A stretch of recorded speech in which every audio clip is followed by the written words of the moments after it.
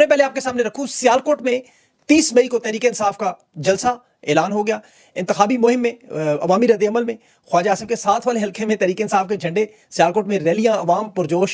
आलिया हमजा की शिरकत ने आज 4 चांद लगा दिए। और आज का वीलॉग बड़ा अहम है। इसमें रियासती इदारे जो नफसियाती जंग आपके साथ आपको मायूस करने की कोशिश कर रहे हैं, आपने इसका मुकाबला कैसे करना है, इस वीलॉग में आपको मैं इसका हल बताऊंगा।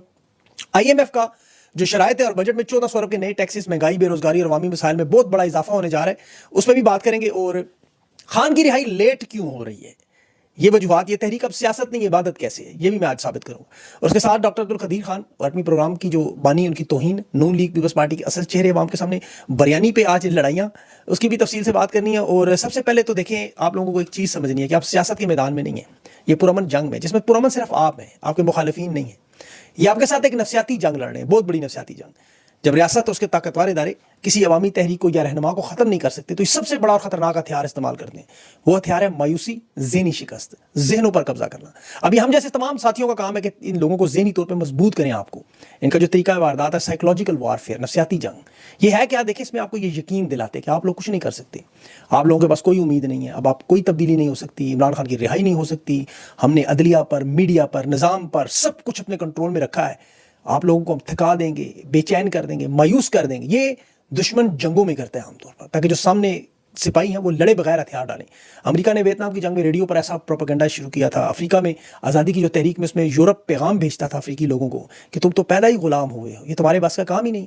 फ़लस्तीन में देख लें आप, कश्मीर में देख लें, अलजायर में, जहाँ जहाँ दुश्मन ताकतवर हो, और आवाम को फिर बंदूक से नहीं मायूस करता है, ज़हनी गुलामी से। ये जो उनके अस्करी सहाफ़ी और नून लीग के जो लोग हैं, ये सुबह दोपहर शाम आपको ढीस डन, ये इंसार अब्बासी, सुहेल बड़ाई जैसे लोग पैगाम देते हैं ना, जावेद चौधरी जैसे, ख़त्म शुद, डन डस्टेड, ये अखबारी बयानात दिलवाते हैं, कालम लिखते हैं इनके टाउट, जो उन्होंने इस काम के लिए भर्ती किए हुए हैं। अब इनकी वजह से हमारा काम बड़ा हो जाता है। खुदा की कसम, मैं आपको कभी भी, आपको पता है, ये बात नहीं कहता आमतौर पर, चैनल सब्सक्राइब करें, मेरी वीडियोस को शेयर करें, लेकिन मैं जब इन लोगों का बयानिया देखता हूँ तो फिर मुझे लगता है कि अब हम सबको मिल के मदद की ज़रूरत है, इस पैगाम को आगे फैलाना है। आप इस बात को याद रखें कि अगर हकीकत में ये मजबूत होते तो ये नोटंकियां, ये दरबारी रांड, माफ कीजिए, दरबारी साज जो है, इनकी जरूरत ना पड़ती नहीं। ये कभी इस तरह लाउड स्पीकर ऐसे माफ कीजिए बोलते हुए नजर ना आते आपको। ये खाली ढोल है जो बचते हैं। हकीकत इन्हें पता है, ये सब जानते हैं, बड़ी अच्छी तरह जानते हैं कि इमरान खान को अल्लाह ने पाकिस्तान की तारीख में उस मनसब पर नाफिज किया है, फायज किया कि इक़्तिदार अफगान के पाँव की जूती की ज्यादा अहमियत नहीं रखता। इमरान खान जिस नजरिए पर पहुंच गया, वहां इनकी सोच और फिक्र अगले 20 साल जन्म लेने के बाद भी नहीं पहुंच सकती। उसके एक फिक्रे में पूरी पूरी तारीख है। वो जब कहता है ना, मैं यजीदियत के सामने सर नहीं झुकाऊंगा, तो वो पूरी तारीख बयान कर जाता है, उसका पैगाम अवाम के पास पहुंच जाता है। अब आपने करना क्या है, इस मायूसी का तोड़ कैसे करना है? देखिए, सबसे पहले तो आपको अल्लाह रब्बुल इज़्ज़त की तरफ रुजू करना है। सूरह यूसुफ आयत नंबर 87, कायनात के मालिक ने बड़ी खूबसूरत बात की कि अल्लाह की रहमत से मायूस ना होना। बेशक मायूस सिर्फ काफिर होते हैं। तो आपने कभी ये सोचना भी नहीं कि जंग आप हारेंगे, आप जीतेंगे इंशाल्लाह, खान सुरखरू होगा, अल्लाह के फजल से ये बाजी आप लोग जीतेंगे, इस जुल्म की रात से आपको अल्लाह निकालेगा। और देखिए, आपने हमेशा सच बोलना है, जैसे आप लोग कर रहे हैं, खान जैसे कर रहे हैं। ये जितना झूठ बोले, आपने सच को इतनी बार बार दोहराना है। आपने अपने लोगों को शऊर देना, मायूसी से निकालना है। आपके पास पैगाम जो आते हैं, आप अपनी तहरीक का मकसद याद है। देखिए, इमरान खान का इक़्तिदार या वज़ीर आज़म बनने का ये तहरीक नहीं है, ये निज़ाम के बदलाव की तहरीक है। आप इस्लामी तारीख को बार बार पढ़ें, नबी पाक सल्लल्लाहु अलैहि वसल्लम का दौर देखें, वो ताइफ में पत्थर खाते हुए सब आपको पता छोड़ गए, आप अकेले रह गए थे। जिब्राईल अलैहिस्सलाम आए, गज़ो गज़ब में आए, गुस्से में आए, फरिश्तों का सरदार बर्दाश्त नहीं कर सका कि कायनात के वारिस का ये हाल। आपको तो इमरान खान जेल में नजर आता है, परेशान होते हैं, गर्मी खान की नजर आती है आपको परेशानी। जरा अल्लाह के नबी की ताइफ में तसव्वुर करें, यह हक की राह आसान नहीं है। वाली कायनात जिसके लिए अल्लाह ने ज़मीन और आसमान पैदा की, जिसके लिए ये 2 कौड़ी का बदू पत्थर मारा था, जिससे अल्लाह को इतनी मोहब्बत को साया जमीन पर नहीं पड़ने देता। अरब के गुस्ताख उसकी शान में गुस्ताखी करते थे, बदकलामी करते थे, जुगते लगाते थे, शेर पढ़ते थे। जिब्राईल अलैहिस्सलाम गैज़ो गज़ब में आए, वाली ये कायनात हुक्म करें, इन 2 पहाड़ों को मिला के सुरमा कर दूं। इनकी ये जुरत क्या कह दो जहां। लेकिन आप सल्लल्लाहु अलैहि वसल्लम ने कहा नहीं, इनकी औलादें मेरे ऊपर दरूद भी। देख लें, आज नमाज नहीं होती जब तक दरूद ना पड़े उसी जगह पे। तो नबी की औलाद करबला में भी बच्चे ज़बह होते रहे, लाशों पे लाशें यजीद और शिमर गिराते रहे। अज़मत नवासा रसूल सल्लल्लाहु अलैहि वसल्लम देखें, वो पूछ रहे अल्लाह से कि अल्लाह मेरी कुर्बानी कबूल कर, मुझसे राजी हो। सैयदा ज़ैनब भाइयों के भतीजों के सर नेज़ों पर देख कर गुस्ताख की अदालत में फ़ख्र से कह रही थी कि यजीद तूने भाई का सर तो ले लिया, ज़रा गौर से देख, झुका हुआ मिला है। तो ये तारीख याद रखे, बिलाशुबा हम में कूफे वाले लोग मौजूद हैं, बिलाशुबा। कलमा हक कहना बड़ा मुश्किल काम है, लेकिन आपने उम्मीद, हक और इस्तेकामत के साथ डटे रहना है। ये जब मायूसी फैलाएं तो उसका मतलब यह कि आप जीतने के करीब, बड़ा आसान। ये मायूसी दुश्मन का आखिरी हथियार होता है, याद रखें, जब वो मैदान में शिकस्त खा चुका होता है। मैंने आपको पहले भी फार्मूला बताया था, जिस दिन खान सरेंडर करे आप भी कर दीजिएगा, लेकिन उस वक्त तक याद रखें, ये सियासत नहीं है, ये इबादत है, ये सहाफत भी नहीं है, अब ये इबादत है। वरना सहाफत में कब तकलीफें मिलती हैं ऐसी, उसमें तो मौज है। ये जो हिम्मत हम सबको लोगों को मिली, अल्लाह ने दी हुई है। और हम सोचते हैं, मैं कभी कभी, अल्लाह ने कैसे हिम्मत इतनी दी कि हक पे खड़ा कर दिया। मैं आपको हकीकत बता रहा हूँ, ये डरे हुए, और हर ताकतवर शख्स जितना ताकतवर होता रहता है उतना ही बुज़दिल और खौफज़दा होता है। हर वक्त अपने दाएं बाएं देखते हैं, असले में से गोलियां निकलवा लेते हैं। ये लोग खौफज़दा ना होते तो कभी अदालतों के पीछे इस तरह छुपते, कभी इस तरह फॉर्म 47 की हुकूमत की आड़ में छुपते, कभी झूठी प्रेस कॉन्फ्रेंस करते, कभी आवाम को उठाते, कभी बोलने वालों की आवाज़ बंद करते। मेरा चैनल आपका चैनल बुलंद करने से क्या फ़र्क पड़ेगा? नहीं, सोचें ज़रा। जिस तरह खान की तस्वीर और आवाज़ इन्होंने बंद की, इन्हें लगा क्रिकेट के मैदानों से पोस्टर हटा दें, कौमी असेंबली में तस्वीर ब्लर कर दें, आवाज़ बंद कर दें, नजरिया इमरान खत्म हो जाएगा। खत्म हुआ? डॉक्टर कदीर की इन्होंने 28 मई के पोस्टर तस्वीर हटा ली। पूरे पाकिस्तान को पता है कि एटम बम बनाने वाला डॉक्टर कदीर। इसी तरह पूरे पाकिस्तान को पता है कि अवामी रहनुमा सिर्फ इमरान खान है। और ये बात नून लीग और पीपल्स पार्टी के लोग भी जानते हैं, इनके रहनुमा कि इनका आखिरी इक़्तिदार है, ये मानते हैं। देखिए, जब तक लीडर मैदान से छोड़कर ना भागे, पीछे लोग नहीं भागते। नवाज शरीफ ना भागता, नून लीग का इंजाम ना होता। जरदारी बेनज़ीर डील ना करते तो पीपल्स पार्टी अवाम में कभी खत्म ना होती। इन मौजूदा हालात में इन्हें रेटिंग मिल गई है, थोड़ी बहुत मकबूलियत नहीं मिलेगी। पाकिस्तान के बच्चे बच्चे से पूछे, खान का गुजरा हुआ हर दिन के आइंदा आने वाले इक़्तिदार के महीनों को कम करता जा रहा है। वो जावेद हाशमी साहब ने बड़ी ज़बरदस्त बात की, खान की रिहाई कोई मुश्किल काम नहीं है, बखुदा कोई मुश्किल काम नहीं। इमरान खान चाहता है पूरा पाकिस्तान रिहा हो उसके साथ, क्योंकि कैद में खान नहीं है, पाकिस्तान है, आइन है, कानून है, इंसाफ है और जमहूरियत है। अब उन सबको आज़ाद करवाना सबसे मुश्किल काम। खान की रिहाई तो कोई मुश्किल काम नहीं। खान तो आज बीमारी का एक सर्टिफिकेट जमा करवाए, खानदान वाले एक दरख्वास्त डाले, अगले आधे घंटे में वो जहाज़ पर लंदन की फ़ज़ाओं में होगा।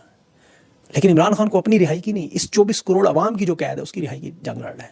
इसीलिए हमें मुश्किल लगता है, क्योंकि 78 साल है खान के। तो देखिए 665 दिन हुए ना जेल में। 14 अगस्त 1947 को हम आज़ादी का दावा करते, 28,412 दिन हो चुके हम कैद में, हम उस आज़ादी के लिए लड़ रहे हैं।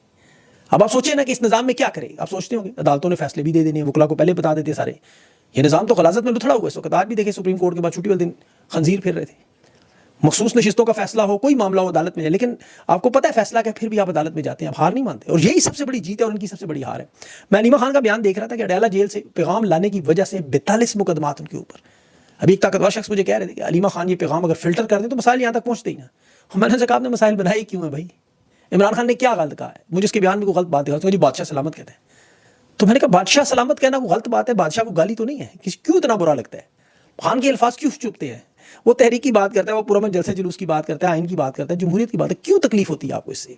लेकिन ये हर जालिम को होती है, क्योंकि जब भी कोई मजलूम अपने मजालिम का जिक्र करे तो जालिम को बड़ी तकलीफ होती है। याद रखें, और आपने जिक्र करते रहना है। इस्लामाबाद प्रेस क्लब के बाहर देखें गजा के बच्चों की शहादत पर, वो बच्चों डॉक्टर्स और माओं के लिए ताज़ियती कैंप लगाया गया कि जी वहाँ आके लोग ताज़ियत करें, कोई फोतगी हो जाए लोग अफसोस करते हैं। कैंप लगाने वाले सेनेटर मुश्ताक अहमद खान जमात इस्लामी साहब का, इस्लामाबाद पुलिस ने उनकी अहलिया को, उनके छोटे बेटे अली को और दीगर खवातीन को अगवा करके कोसार थाने में जाके बंद कर दिया। मतलब ये इस्लामी मुल्क है, आप अंदाजा करिए। आप अफसोस नहीं कर सकते शहादतों पर। जो हो रहा है वो आप देख रहे हैं क्या है, खून के आंसू होता है दिल।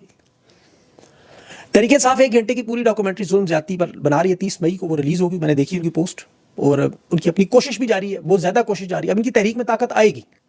देखिए इमरान खान ने जिस दिन तहरीक चलाने का ऐलान किया, तारीख दी, आपको ये फजा बदलती हुई नजर आएगी। ये जितनी जितनी देर हो रही है अवाम उतनी ही चार्ज होती जा रही है। याद रखें 11 दिन बाद बजट का टाइम है। अभी IMF ने जो नई शराइत लगाई है, नए बजट में 1400 अरब के नए टैक्स तकरीबन लग रहे हैं। अब वो टैक्स किस पे लग रहे हैं? इन पे तो नहीं लग रही, तनख्वाहें बढ़ गई आम आदमी पे। पेट्रोल, बिजली, गैस, ये तमाम चीज़ें महंगी हो जाएंगी। आटा, दाल, चीनी, सब्जी, ये जो पेट्रोलियम की लेवी पे, क्योंकि पेट्रोल महंगा हो तो आपको पता है हर चीज़ की कीमत बढ़ जाती है। और IMF चाहता है हर किस्म की बिजली, गैस की सब्सिडियाँ खत्म कर दें, कीमतों में इजाफा करें। ये जितने टैक्स लग रहे हैं, पहले ही आप देखें सेल्स टैक्स देते हैं, इनकम टैक्स देते हैं, फिक्स टैक्स देते हैं। अब छोटा कारोबारी तबका, तनख्वाहदार तबका, इसके सब के ऊपर ऐसा दबाव आना है। अवामी फलाई मंसूबे तो पहले ही नहीं थे, उस बजट में भी खत्म हो चुके हैं। 160 मंसूबे, अस्पताल, स्कूल, स्कॉलरशिप, ये सारे नोटंकियों के अलावा खत्म हो जाएंगे बिल्कुल। उससे रुपए की कदर गिरेगी मजीद। ये दवाइयाँ, कपड़े, ये सब कुछ महंगे हो जाएंगे। अब उसका डायरेक्ट महंगाई पे, बेरोजगारी पे, मुआशी दबाव किस में आता है बजट में? वज़ीर ख़ज़ाना ने साफ कहा है, खुशखबरी सिर्फ फौज के लिए और किसी के लिए नहीं। अब इनके पास क्या हल होगा आम आदमी के पास, कि वो मजबूर होंगे, अवामी राय मजबूर होंगे तहरीक इंसाफ की तहरीक में उनका साथ देने के लिए, और उनके पास रास्ता कोई नहीं होगा। तो तहरीक इंसाफ ने जो आवाम की मोबिलाइजेशन मुहिम की उसमें इजाफा होगा। अभी देखिए जुमे वाले दिन सियालकोट में इनका पहला जलसा आम का इन्होंने ऐलान किया है। अब वो संगड़ियाल में जो PP52 में 30 मई की रात को इलेक्शन की कैंपेन खत्म होगी, और सुबह इंतखाब है। उस बंदे का ढोल का निशान नाम मरीजन से निकल गया है। आलिया हमजा ने ऐलान किया वहाँ चीफ ऑर्गेनाइजर के तौर पर कि जलसा सियालकोट में होगा, और इसमें कैंपेन में उनके आने से बड़ी तेज़ी नजर आई। और आज वो ISF की बहुत बड़ी रैली भी थी, उसमें नून लीग ने 15-20 दिन पहले वहाँ कैंपेन किया है, और वो ये सोच के बैठे फॉर्म 47 तैयार करके बैठे हैं, जो मर्जी कर ले। लेकिन आपने फिर भी इलेक्शन लड़ना है, आपके लिए मोबिलाइजेशन के लिए बढ़ाया। इलेक्शन अहम नहीं है, एक सीट से क्या फर्क पड़ना है, वो भी सूबाई। लेकिन 30 मई को आप कामयाब हो गए तो बहुत बड़ी कामयाबी होगी। तरीके साहब की यूथ विंग को मैं देख रहा था आज वहाँ, वो बड़ा ठीक ठाक काम था। फिर अभी यूथ विंग इनका एक और जो जुनैद अकबर है, वो भी कन्वेंशन करने जा रहे हैं, बहुत बड़ा यूथ विंग का। तो तरीके साहब को अपने लोगों को साथ जोड़ना भी चाहिए, जो नाराज़ हैं, जो क्रेडिट मांगते हैं उन्हें क्रेडिट देना भी चाहिए। और साथ साथ देखें, अपने ऊपर होते हुए मसालिम का जिक्र ज़रूर किया करें। ये निज़ाम की जो बेनिफिशरी इनका भी जिक्र किया करें। जैसे आज 28 अक्टूबर है, नून लीग पीपल्स पार्टी का एक तो शुक्रिया भी अदा करें, वो रोज़ ऐसा मवाद देते हैं कि कुछ रोल हो जाती है। ये दुनिया का वाहिद मुल्क पाकिस्तान में एटम बम जिसका एक कारनामा, उसका बनाने वाला डॉक्टर अब्दुल कदीर, उसे गिरबान से पकड़कर पीटीवी पर उन्होंने माफ़ी मंगवाई थी और ये चाहते हैं खान से। आज भी देख लें करोड़ों के इश्तहार लगवाने में, जितने का नया एटम बम शायद मान जाता, जितने पैसे ने इश्तहारों में लगा दिए, उसमें डॉक्टर कदीर खान की तस्वीर ही नहीं है। पूरा पाकिस्तान जानता है मोहसिन पाकिस्तान। उनकी बेटी का आज इंटरव्यू वो देख रहा था मैं कि अफवाज पाकिस्तान ने जो भारत को जवाब दिया न्यूक्लियर ताकत, वो मेरे वालिद का कारनामा है और उसे उनका हकदार ही नहीं समझते। ये तो शुक्र है कायद-ए-आज़म मोहम्मद अली जिन्ना नहीं है इस दुनिया में, वरना बखुदा वो भी जेल में होते आज। अल्लामा इकबाल की बहू के साथ, मुसव्वरे पाकिस्तान के खानदान के साथ जो उन्होंने किया, आपने देखा सब।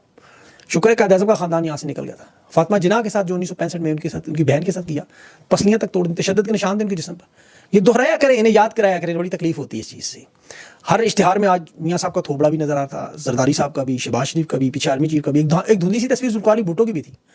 वैसे होना तो चाहिए कि ना मियाँ शरीफ मरहूम साहब की तस्वीर जो बानी है एटम बम के तौर पर, नीचे मरियम नवाज जो अपने हाथों से पता नहीं पकड़ पकड़ के मिसाइल चलाती नहीं क्या, बनाती नहीं क्या, उनकी तस्वीर हर जगह लग जाती है। इस दफ़ा नहीं लगी। बहरहाल इन्हें चाहिए बिरयानी रखें अपना इंतखाबी निशान, बिरयानी। अभी वो मेला मवेशिया में एक बैल बिक रहा है 804 नंबर का, 80,04,000 रुपये बंदे ने रखे, नाम इमरान खान रखा। जरा अंदाजा करें, और वो शायद हो सकता है स्पीड होकर बिक भी जाए। ये लोगों की मोहब्बत है। ये भी सोच रहे थे नाम लिखे नवाज शरीफ साहब का ना, उसके ऊपर फोटो भी लगाई, लेकिन लगानी कहाँ है समझ। इनका तो बस चले तो ये पाकिस्तान के नोटों में से कायद-ए-आज़म की तस्वीर उठा के वहाँ अपनी नवाज शरीफ की या मियाँ शरीफ साहब की या मरीम नवाज की फोटो ठोक दें। इनके जो अस्करी टाउट साफी वो इन्हें मशवरे भी देते हैं। अच्छा, इनके एक अस्करी टाउट कह रहा था कि बदमाशी छोड़ दे, माफ़ी मांग लें। मैं बिल्कुल मुत्तफिक हूँ उसकी बात से। खान का दिल बहुत बड़ा है। आज बदमाशी छोड़ दें, माफ़ी मांग लें, खान माफ़ कर देगा। अगर ये नहीं छोड़ेंगे तो फिर जिस तरह वो लोगों ने देखे पाक भारत जंग में तो साथ दिया, वो पछता रहे, कह रहे हम सोच रहे तेरा रास पे आ जाएंगे, वो साथ छोड़ देंगे। तो इन्हें चाहिए बदमाशी और ताकत छोड़ दें। इनके अपने साफ़ी ने समझा रहे हैं। अल्लाह पाकिस्तान पर अपना रहमो करम करे, लेकिन पाकिस्तानियों खुदा के लिए मायूस ना हो। हमेशा अपने अज़म को बार बार रिपीट करते रहें, अल्लाह बेहतर करेगा। और मैं आमतौर पे कहता नहीं, लेकिन ये पैगाम लोगों तक ज़रूर पहुँचाएं जिन्हें थोड़ी सी मायूसी नज़र आती है ना इधर उधर, जो थोड़े से सोचते हैं आगे क्या होगा। अक्सर मैंने कहता कुछ भी नहीं होगा, इंशाअल्लाह अल्लाह ताला बेहतर करेगा सब कुछ। तो उन्हें ये ज़रूर दिखाइए। अपना ख्याल रखें, मुझे इजाज़त दें। अल्लाह हाफ़िज़।